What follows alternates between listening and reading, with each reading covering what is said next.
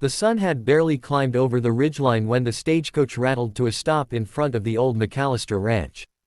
Dust rose in a golden haze, and from it stepped a woman in a faded blue dress, the hem torn from travel. Her shoes, if they could still be called that, were cracked, the soles nearly gone. She stood still for a moment, clutching a worn carpetbag, her eyes searching the wide stretch of land that would now be her new home. Eleanor Parker wasn't what anyone would call a proper bride. She'd come west with a heart full of exhaustion and a letter in her hand, a promise from a man she'd never met. A widowed cowboy named Luke McAllister, who had lost his wife 2 winters ago and needed someone to care for his home and the little girl who no longer smiled. When she saw him standing by the fence, tall and still as a mountain, hat shadowing his face, she almost turned back. But she had nowhere to return to. Her town had burned, her family buried, and her name held no place in the world except on the letter she carried. Luke watched her approach with measured eyes. He'd expected a woman, yes, but not one this small, this tired-looking, this human. Her dress told stories of hardship, her shoes whispered of miles walked with no guarantee at the end. When she stopped before him, eyes downcast, she murmured, "I'm sorry I don't look the part, sir." The road wasn't kind. He looked down at her torn shoes, the dirt clinging to the edges, and then met her trembling gaze. A small smile tugged at the corner of his mouth. "Then you've brought everything," he said quietly. She blinked, confused. "Everything, sir." He nodded. "A woman who can walk that far in broken shoes don't need to bring anything else." Something fragile inside her cracked open at his words. For months, she had carried nothing but shame and hunger, her worth tied to what she'd lost. But standing there, under that vast western sky, she felt, perhaps for the first time, that she was enough. Luke took her bag without another word and motioned toward the house. "Come on, Miss Parker. You'll want to wash up before supper. My girl's shy, but she'll warm up once she sees you mean no harm." Inside, the house smelled of wood smoke and silence. A small girl peeked out from behind a chair, her eyes round and cautious. Eleanor knelt slowly, her knees protesting the long miles. "Hello," she whispered. "You must be Mary." The girl didn't answer, only stared. But when Eleanor took off her bonnet, revealing her tired face and wind-tangled hair, the little one stepped closer and touched her sleeve. "You smell like the road," she said softly. Eleanor laughed, a real laugh that startled even herself. "I suppose I do. Maybe tomorrow I'll smell like biscuits instead." Luke watched from the doorway, his hand resting on the worn wood. For the first time in a long while, the house didn't feel quite so empty. That night, Eleanor stood by the window of the small room that would now be hers. The stars outside seemed endless, like a sea she could drown in. She thought of all the women who'd come west chasing dreams, some for land, some for gold, some for love. She'd come for something simpler, peace. The next morning, she woke early, baked bread from what little flour remained, and mended the curtains with thread she'd brought in her pocket. Luke found her outside later, barefoot in the dirt, hanging laundry. "You work like you've been here your whole life," he said, leaning against a post. She smiled without looking at him. "When you've had nothing long enough, even chores feel like blessings." Days turned into weeks, and little by little, the rhythm of the ranch changed. The horses seemed calmer around her, the house cleaner, the air lighter. Mary began laughing again, soft at first, then like a bell on the wind. And Luke, who'd forgotten how to smile, found it coming easier when Eleanor was near. One evening, as they sat on the porch watching the sunset bleed over the hills, Luke said quietly, "I wrote you that letter thinking I was asking for help. But turns out, I was asking for hope." Eleanor turned to him, her eyes reflecting the fading light. "And did you find it?" He looked down at her hands, roughened from work but steady and sure. "I think it arrived with torn shoes." She didn't speak, but her heart heard every word. Winter came early that year, with snow that wrapped the land in silence. Luke fell ill 1 week from the cold, and Eleanor stayed at his bedside, refusing to rest. She fed the fire, brewed herbs, and held his hand when the fever burned through him. When he finally opened his eyes, weak but breathing, she was asleep beside him in a chair, her head resting on her arms. He reached out and brushed a loose strand of hair from her face. "You should have been born out here," he whispered. "You fit this land better than I ever did." She stirred, blinking awake. "I don't know about that," she said softly. "But I know I was meant to find it." From then on, the house carried warmth that no fire could create. It wasn't a grand love, the kind told in books or songs, but it was strong, honest, and born from the same earth they both worked with their hands. Sometimes, when Luke came back from the fields, he'd find Eleanor sitting on the steps, her old shoes still by the door. He never told her to throw them away. They were a reminder of where she'd come from, and how far she'd walked to find him. Years later, when strangers passed through the valley and saw the McAllister ranch blooming with life, they'd ask the old cowboy how he'd built such a home. He'd smile, glance toward the woman hanging laundry by the porch, and say, with a pair of torn shoes and a heart that wouldn't quit. The ranch had a way of swallowing sound, leaving behind only the whisper of the wind through the grass and the distant cry of hawks circling above the canyons. Days fell into a quiet rhythm, measured by the rising sun and the creak of the front gate. Eleanor found comfort in the repetition, chopping vegetables by lamplight, feeding the hens, brushing down the horses while the morning fog lifted. It wasn't a glamorous life, but it was a steady one. Every small task carried a sense of belonging she hadn't known in years. Luke watched her from afar most days, saying little but noticing everything. He saw how she smiled at his daughter, how she knelt to tie the child's bootlaces before school, how she hummed when she worked, a low sound that filled the house with warmth. For a man who had lived years wrapped in grief, her quiet presence was like sunlight through cracked shutters.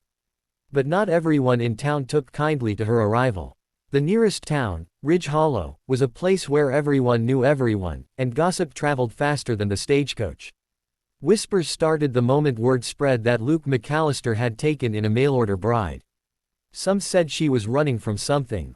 Others claimed she was a drifter, only after a roof and a meal. When Eleanor went to town one Saturday to buy supplies, the stairs met her before she even stepped off the wagon. Mrs. Caldwell from the general store gave her a tight smile. "You must be the new Mrs. McAllister," she said, her tone balancing between curiosity and judgment. "Heard you came all the way from Kansas." Eleanor nodded, keeping her voice even. "Yes, ma'am. Long road, but I'm glad to be here." Mrs. Caldwell's gaze dropped to her worn gloves, the kind patched too many times to count.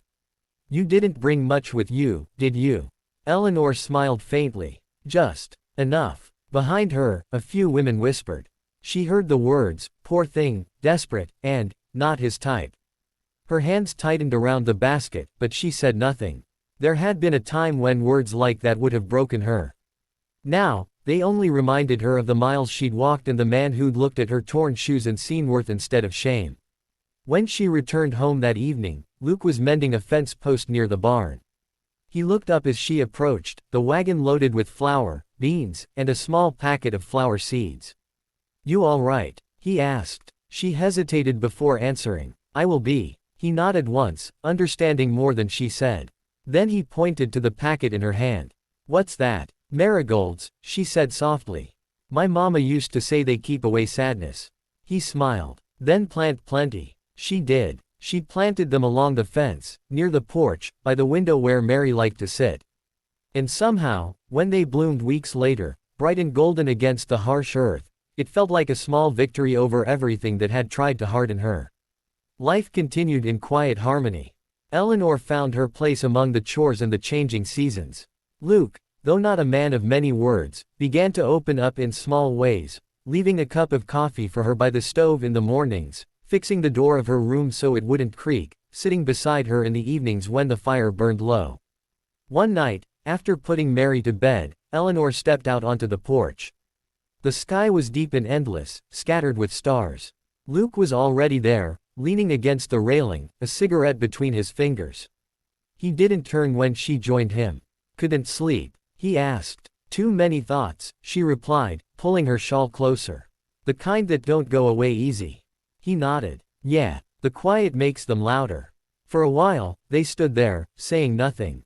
The night was alive with crickets and the distant howl of a coyote. Then, almost without thinking, she spoke. "Do you ever still see her? Your wife?" He let out a slow breath. "In my dreams sometimes. She's always standing in the doorway, holding a lantern. But when I wake up, it's just the wind."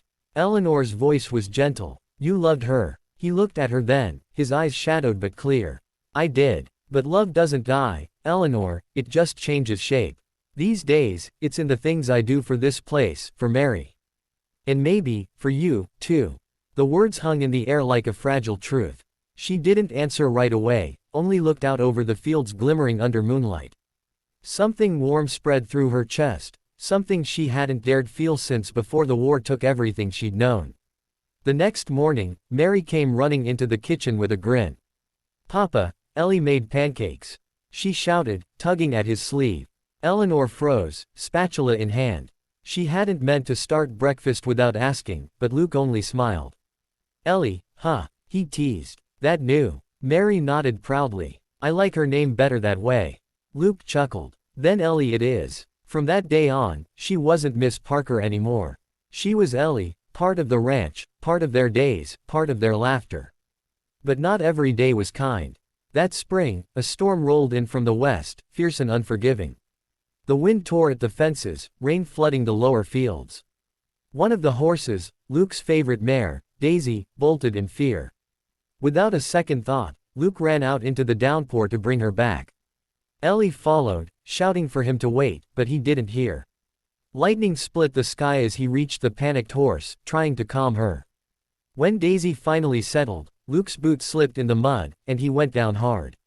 Ellie rushed to him, heart pounding. "Luke, are you hurt?" He winced, trying to stand. "Just twisted my leg." "Damn fool thing." Rain poured over them, soaking everything. Ellie wrapped her arms under his shoulders, helping him back toward the house. He tried to protest, but she silenced him with a look. "You'd do the same for me," she said simply. By the time they got inside, both were shivering. She sat him by the fire and knelt to take off his boots. He watched her quietly, water dripping from his hair.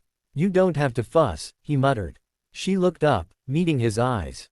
"Let me." Something passed between them in that moment, unspoken, undeniable. When she placed a blanket around his shoulders, his hand caught hers, holding it there. "Ellie," he said softly. Her breath caught. "Yes." He hesitated, then released her hand. "Thank you." But the way he said it, like it meant more than the words, stayed with her long after the fire burned low. As his leg healed, Ellie took on more of the ranch work. She learned how to saddle the horses, how to patch a fence, how to drive the wagon to town alone. Luke tried to protest at first, but she only smiled. "You told me once I brought everything I needed," she reminded him. Seems that includes a bit of stubbornness. By summer, the ranch was thriving again. The marigolds had spread, bright and untamed, and Mary had started helping Ellie bake in the kitchen. One afternoon, as they rolled dough together, Mary looked up and asked, "Ellie, are you gonna marry Papa?" The question startled her. "What makes you ask that, sweetheart?" Mary shrugged, her small hands covered in flour. "He looks at you like he used to look at Mama. Only sadder, but happy too." Ellie felt her throat tighten. "That's a lot of feelings for one look." The girl grinned. "You make him smile again." Later that night, Ellie couldn't sleep. She stood by her window, watching the moonlight stretch over the fields. The air smelled of hay and wildflowers, and somewhere in the barn, an owl hooted softly. Luke's door opened down the hall, and footsteps approached. He stopped outside her room. "You awake?" he asked. "Yes. Can I come in?" She hesitated, then nodded. He stepped inside, holding something in his hand, a small wooden box.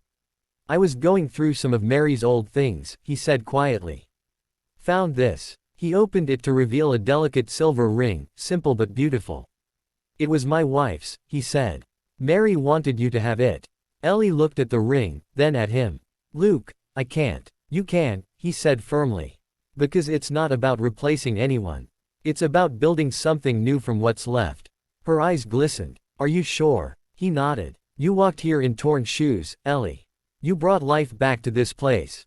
If that ain't worth a ring, I don't know what is." She didn't answer right away.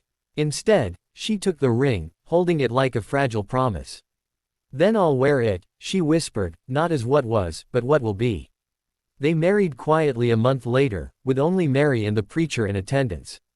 There was no grand celebration, just vows spoken beneath the open sky, and two people who had known too much loss finally choosing hope again. Life after that wasn't perfect, but it was honest. They argued sometimes, about chores, about the weather, about nothing at all. Yet each argument ended the same way, with understanding. Mary grew fast, wild as the prairie wind. She loved the horses, learned to ride before she could even braid her hair properly. And when she laughed, the sound filled the house with something sacred. One evening, years later, Ellie found Luke sitting on the porch, older now, the lines on his face deeper but his eyes still steady. She sat beside him, resting her hand over his. "Do you ever regret any of it?" she asked softly. He shook his head. "Only that I didn't meet you sooner." She smiled, watching the sunset paint the horizon gold. "You might not have liked me then. I was angrier. Harder." He chuckled. "I like you just fine the way you came." Her gaze drifted to the old pair of torn shoes still hanging by the porch door, worn and fragile but kept all these years. "Those shoes," she said, almost to herself. "They brought me here." Luke nodded. "And I'm glad they did." The world changed around them as time passed. The town grew, railroads came, neighbors moved in, but the McAllister ranch stood steady. Visitors would still ask how it began, and Luke would always tell the same story. How a woman arrived with nothing but courage and torn shoes, and how that was everything he'd ever needed. And Ellie, even in her quiet moments, never forgot the road that had led her there. The dust, the hunger, the ache of loss, and how one man's simple kindness had turned it all into something sacred. Sometimes, when the wind blew just right, carrying the scent of marigolds across the fields, she'd close her eyes and whisper a prayer of thanks. Not for wealth or comfort, but for the love that had grown from the most broken of beginnings, the love that had mended everything, starting with a pair of torn shoes.